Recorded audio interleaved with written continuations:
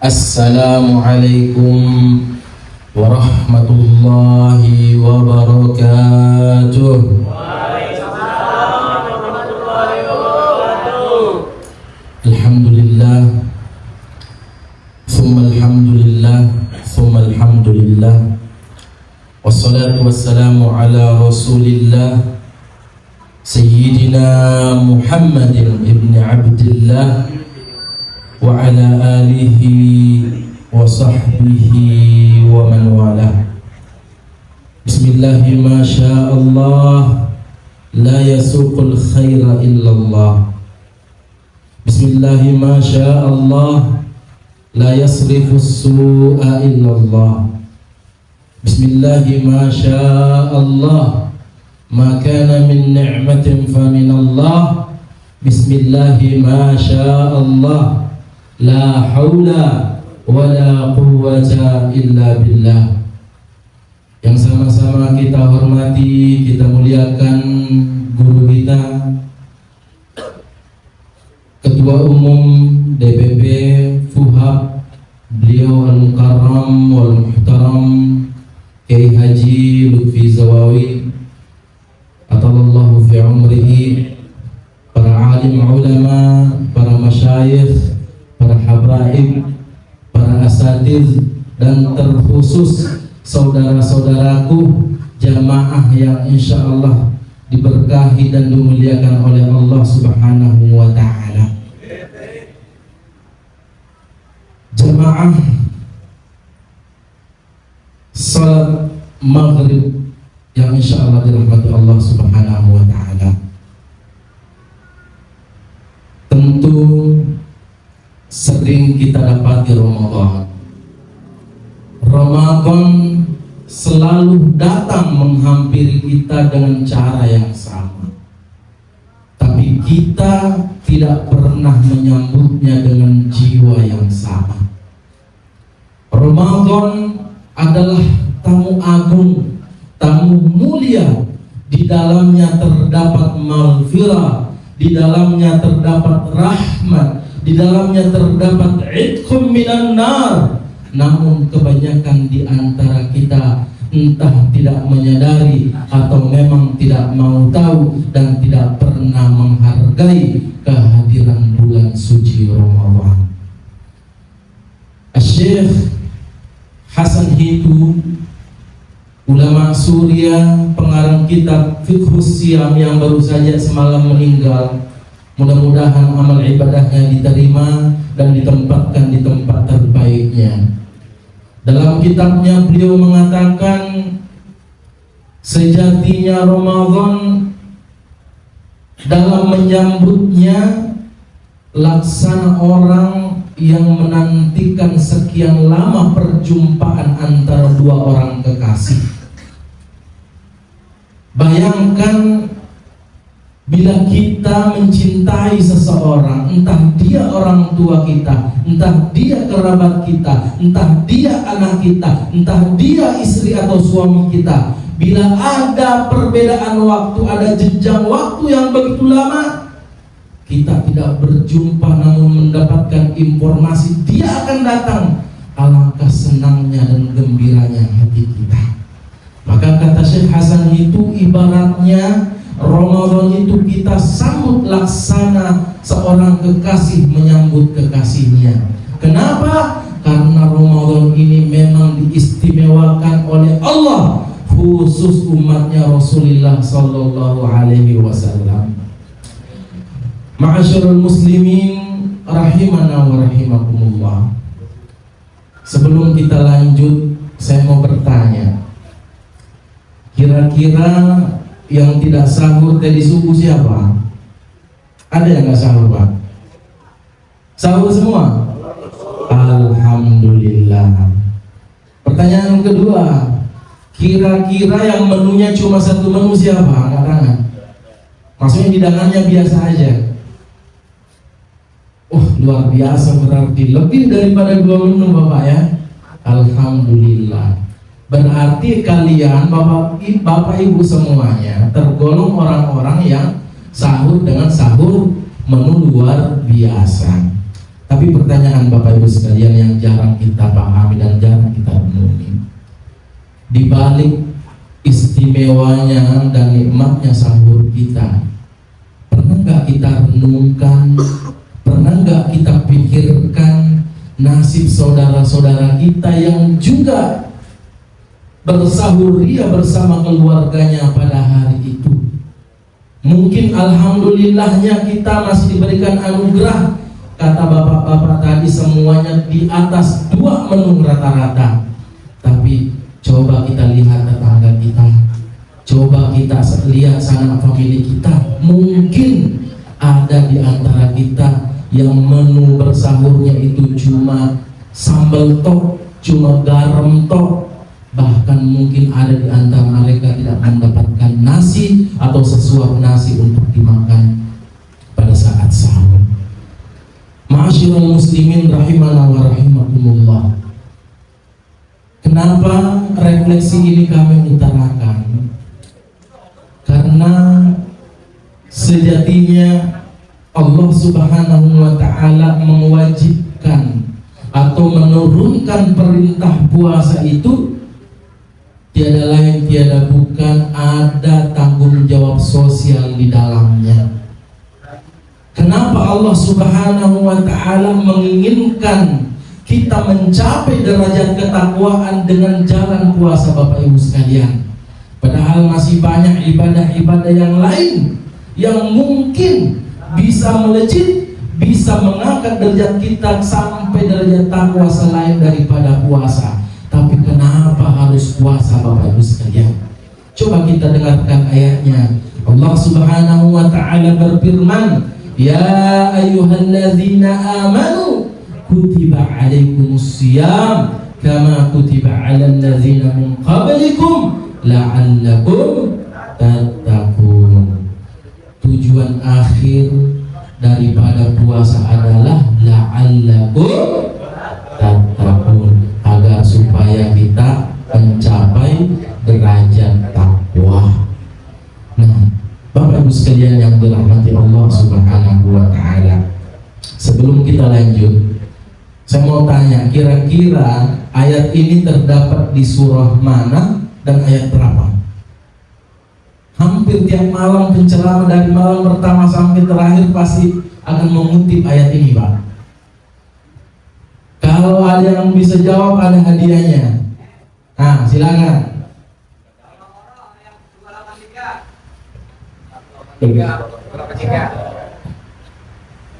Kebanyakan, Pak. Kurang apa kelebihan satunya? Siap, itu. Siap saja. Jadi Bapak Ibu sekalian yang dirahmati Allah Subhanahu wa ta'ala, hikmah daripada puasa itu agar supaya manusia umat Islam semuanya sama dalam artian mau yang kaya, mau yang miskin, mau yang pejabat, mau orang biasa, mau perempuan, mau laki, mau anak, orang besar, sama di hadapan Allah Subhanahu wa ta'ala, dan sama-sama merasakan penderitaan orang-orang yang kurang beruntung. Saudaranya yang saat ini yang kita sampaikan di awal, ada di antara mereka yang mungkin menu berbuka puasanya saja belum dapat apa-apa, apalagi menu sahurnya juga mereka belum menemukan apa-apa. Nah, rasa lapar inilah menunjukkan solidaritas sosial kita di antara sesama. Karena di dalam Al-Quran juga di dalam surah Ali Imran, Allah berfirman dalam kaitannya melanjutkan ayat takwa, u'iddat lil muttaqin. Siapa mereka yang dikatakan bertakwa? Alladzina yunfiquna fis sarra'i wad dharra. Orang yang bertakwa menurut Al-Quran dalam surah Al-Imran adalah mereka yang gemar menginfakkan harta terbaiknya di jalan Allah, baik di kala susah maupun di kala senang. Wal kadhiminal ghaidh, mereka yang mampu menahan amarahnya ketika ia marah. Dan bukan sekedar itu saja, orang bertakwa juga adalah wal afina 'anil nas, mereka yang mampu memaafkan saudara-saudaranya. Tiga kategori takwa yang disebutkan di dalam surah Ali Imran ini merupakan ibadah sosial yang erat kaitannya dengan sosial, erat kaitannya dengan saudara-saudara kita. Ma'asyiral muslimin rahimana wa rahimakumullah. Cuma masalahnya banyak di antara kita, sebagaimana kita singgung di awal, begitu istimewanya Ramadan, begitu istimewanya umatnya Rasulullah Sallallahu Alaihi Wasallam, sampai Allah Subhanahu Wa Taala secara khusus mengirimkan satu bulan khusus untuk umatnya Rasulullah Sallallahu Alaihi Wasallam, yang dimana siapapun yang bersungguh-sungguh beribadah totalitas pada bulan suci Ramadan, maka akan digolongkan di dalam man shoma Ramadhana imanan wa ihtisaban ghufira lahu ma taqaddama min dzambi. Maka ciri-ciri pertama orang yang menyambut bulan suci Ramadan adalah mereka yang benar-benar berpuasa jiwa dan raganya, berpuasa fisik dan hatinya, berpuasa pikiran dan lisannya, segala sesuatu jawarihnya dipuasakan lillahi wa tallahi wa billahi wa ma'allah. Nah, ciri-ciri orang ini, orang seperti inilah yang masuk dalam kategori man shoma ramadhana imanan wa ihtisaban ghufira lahu ma taqaddama min dzambi. Siapa yang berpuasa pada bulan suci Ramadan dengan iman, dengan mengharap semata-mata karena Allah, ghufira lahu ma taqaddama min dzambi. Maka kata Allah di dalam hadis ini, kata Rasulullah, niscaya dan pasti dosa-dosanya yang telah lalu akan diampuni oleh Allah Subhanahu wa taala. Menurut Al-Habib Abu Bakar Al-Adni dalam kitab Al-Madrasah Ramadaniyah fil Mawaidil Imaniyah, beliau mengatakan orang Islam dalam menyambut bulan suci Ramadan banyak macamnya, banyak rupanya, banyak golongannya. Yang salah satunya tadi kita sebutkan adalah mereka yang berpuasa yang benar-benar imanan wa ihtisaban. Nah, ada juga kata beliau di antara umat-umat Islam ini, di antara kaum muslimin yang ketika didatangi oleh bulan suci Ramadan biasa-biasa saja. Mungkin fisiknya puasa, menahan lapar dari terbit fajar hingga terbenamnya matahari, tapi hatinya, pikirannya, lisannya belum bisa dijaga. Mampu menjaga dari lapar dan dahaga, tapi tak mampu menjaga hati dan lisannya. Maka kata Syekh Al-Habib Abu Bakar Al-Adni, orang-orang seperti ini akan dikategorikan dalam kelompok-kelompok dalam hadisnya Rasulullah sallallahu alaihi wasallam, rubba shaimin laisa lahu min siyamihi illa al-ju' wal 'atash. Berapa banyak, kata Rasulullah, berapa banyak orang yang berpuasa tidak ada yang didapatkan dari puasanya kecuali rasa lapar dan dahaga. Maka ini termasuk orang-orang yang merugi. Kenapa? Ramadan yang belum tentu Ramadan kemudian atau Ramadan selanjutnya masih bisa bertemu dengan kita. Maka alangkah celakanya orang yang sudah jelas-jelas dihampiri oleh bulan suci Ramadan tapi tidak dipergunakan dengan baik, tidak dipergunakan dengan semestinya, sehingga orang yang ketiga ini dikategorikan dalam hadis Rasulullah sallallahu alaihi wasallam, raghima anfu rajulin dakhala alaihi Ramadan thumma salah qabla an yughfarlah. Begitu banyak orang-orang yang berpuasa didatangi oleh bulan suci Ramadan, mereka mendapati bulan suci Ramadan, namun naasnya puasanya biasa-biasa saja. Ramadan keluar, dia meninggalkan Ramadan, sedangkan dosa-dosanya belum diampuni. Na'udzubillah, tsumma na'udzubillahi min dzalik. Terus golongan keempat, ada golongan yang rajin baca Quran, rajin tarawih. Hubungannya antara dia dan Allah tidak perlu dipertanyakan secara kasat mata, Masya Allah.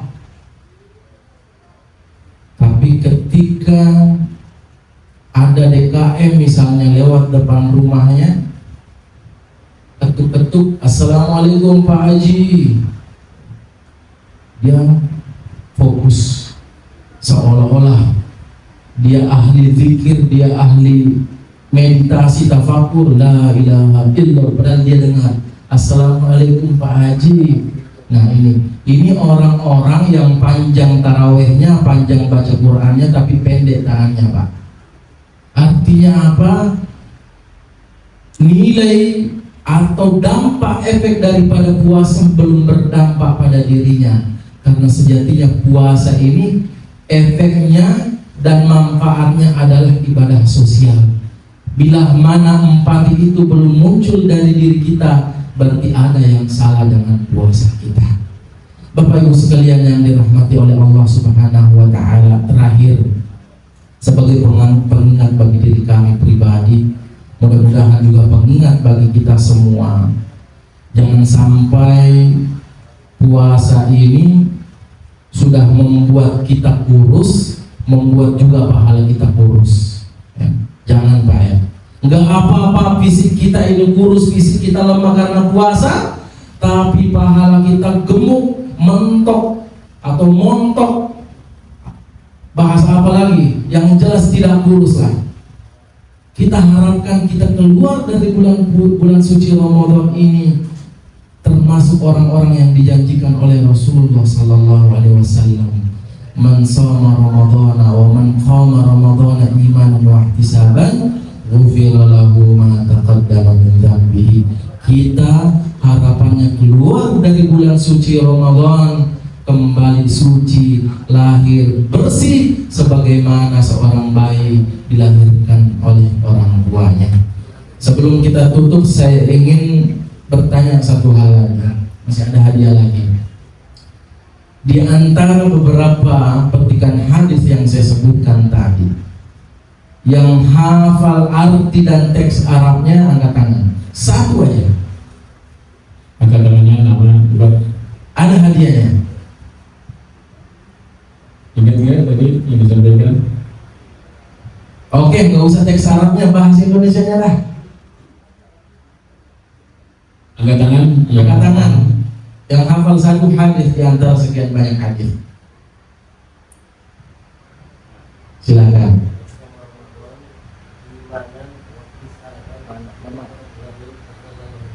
Diulang.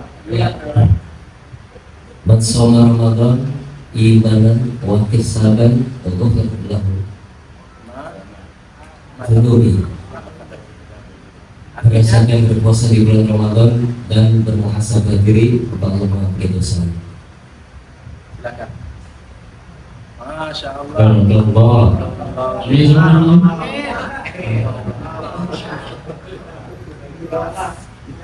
Nanti lagi tarawih lagi lah. Ini kalau ini bentar lagi kita buka puasa, maka terakhir mari kita bersama-sama memundurkan hati dan pikiran kita, berzikir, bermunajat dan berdoa kepada Allah Subhanahu wa taala. Mudah-mudahan segala amal baik kita, semua ibadah kita yang kita kerjakan di bulan suci Ramadan dicatat dan dimasukkan dalam pahala kita untuk memberatkan nilai timbangan kita di yaumul mahsyar kelak. Asyhadu an la ilaha illallah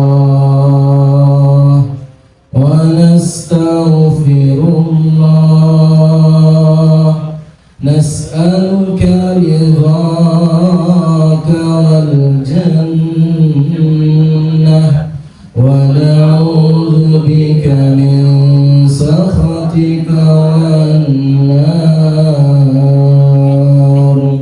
Nashhadu an la ilaha